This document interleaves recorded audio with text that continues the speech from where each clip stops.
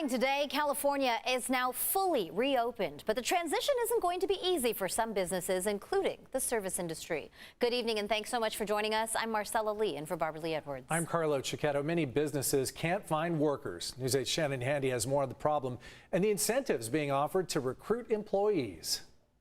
Marcella and Carlo, Shawarma Guys is an incredibly popular food truck here in South Park.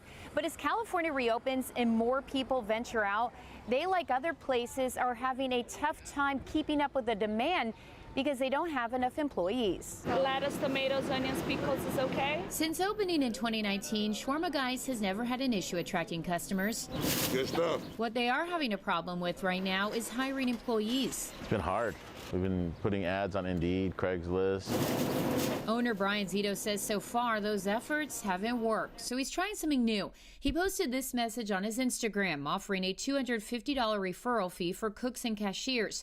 The caption says in part, like so many other businesses lately, our staffing situation has been stretched thin. We're all working extra, like overtime, working 12 to 14 hours a day sometimes, so it's hard. Both locally and nationwide, others are in the same boat. The latest numbers from the U.S. Department of Labor show there are more than 1.3 million restaurant job openings, more than any other industry. Every one of our companies will tell you they're having a very difficult time hiring people back. Jerry Sanders, San Diego's former mayor and chief of police, is now CEO of the Chamber of Commerce. He says there are several factors preventing people from seeking jobs. Among them, some still fear COVID and therefore want to continue working from home. Others can't find or afford childcare. Then there are those making more money by not working. People are pretty picky about what they're going to do now.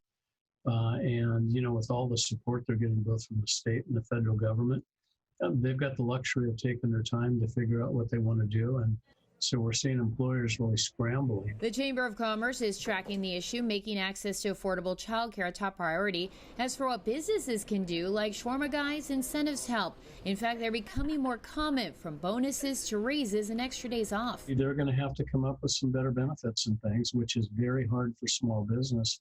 But they also might want to start thinking about hiring high school students who aren't getting any of that relief and who are looking for summer jobs and maybe even a longer term job. The problem has become so bad, some restaurants are raising prices or cutting hours.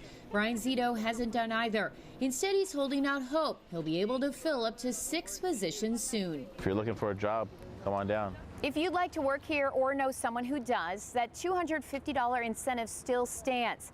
For more information, just go to our website, CBS8.com, and click on this story. All right, Shannon, thanks. With vaccination rates high and COVID cases down, California is back open following more than a year of pandemic-related closures.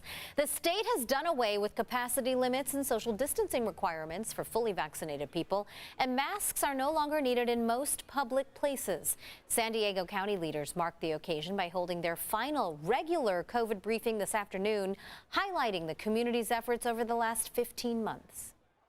Today, with the retiring of the blueprint, signifies a massive step forward as a community in returning to what normal was pre-COVID-19. County leaders say any future briefing will be called only as needed.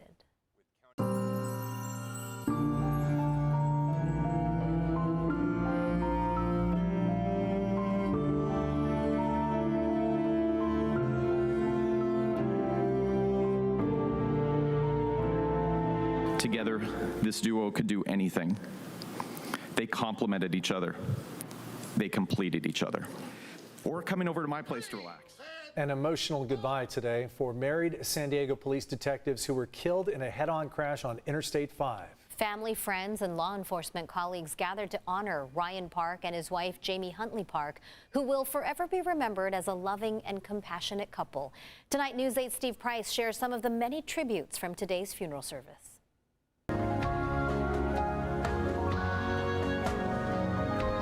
Two lives taken way too early. Jamie and Ryan Park remembered Tuesday by family, friends, and fellow officers who are still trying to make sense of their tragic deaths due to a wrong-way driver. Our team is united in our faith that God placed Jamie and Ryan in the path of that vehicle to protect the people behind them. They met in the police academy, married, and cheered each other on in life. Ryan always supporting Jamie's love for hockey. Jamie appreciating Ryan's runs for charity and quirky humor, and they greatly respected each other as detectives. Together, this duo could do anything. They complemented each other. They completed each other. Good people, salt of the earth. And the citizens have lost two top-notch police officers. Jamie's family called her a shining star, someone who worked hard and excelled in everything she did, and being a police officer was a perfect fit for her profession. She was easy to talk with, fun to be around, compassionate and caring. It didn't make much difference who you were, or what you did. If Jamie knew you, you had a friend. Ryan's friends shared his unusual path to the police department that included research in Peru. To them, he was a talented detective and so much more. Ryan was the backbone of this team. And to each one of us, he was somebody important. He was a friend, he was a peer, he was a guide, he was like a son. After the funeral, mourners gathered and saluted as the couple's flag-draped double coffin was taken to a hearse for a private burial at a local cemetery. The couple, inseparable in life, now resting in peace together. I love you, Jamie. I love you, Ryan. We're going to miss you. Steve Price, News 8.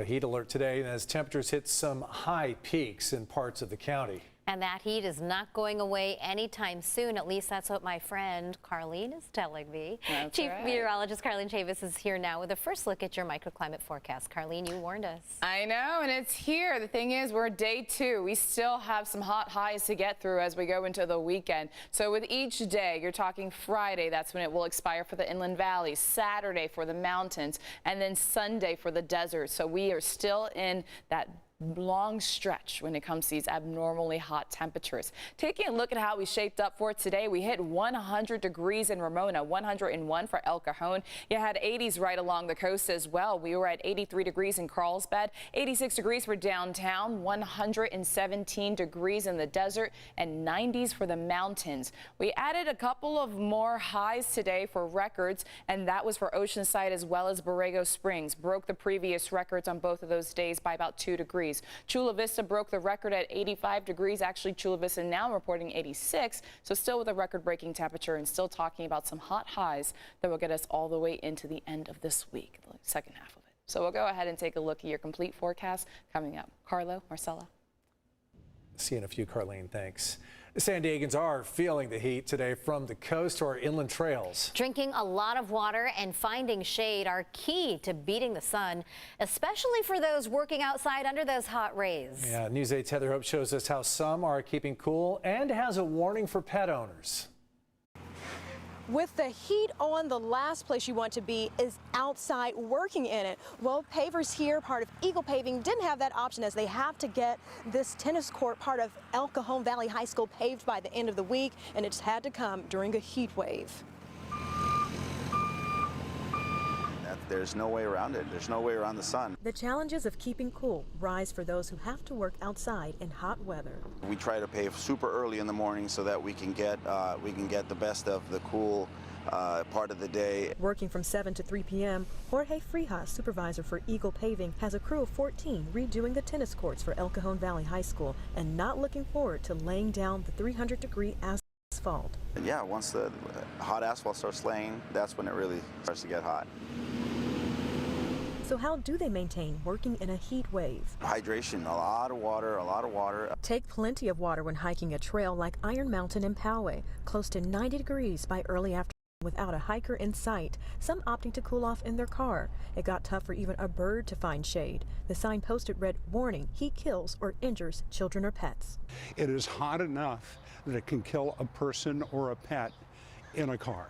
In Encinitas, Rancho Coastal Humane Society spokesman John Van Zanti sat inside a hot car to prove the dangers of leaving pets locked inside a car in the heat.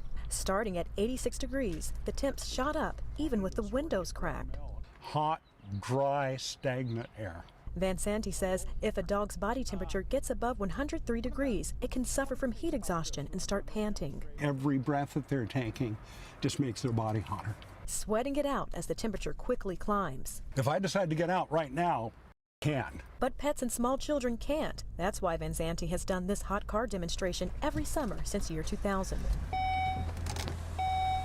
With the windows rolled up, the degrees shot up. And now it's 144 degrees in there. Back in El Cajon, the summer means more outdoor projects. Hotter it gets, the more work we have. Eagle Paving employees say working in the heat, having California's reopening day be today couldn't come at a better time. Yesterday, employees had to wear masks. Today, they say they can breathe a lot easier because they didn't have to wear them, and that made a huge difference as many were having difficulty breathing in the heat. Heather Hope, News 8. Of course, with the heat comes the fire danger, and we have a series of short videos available to help you prepare.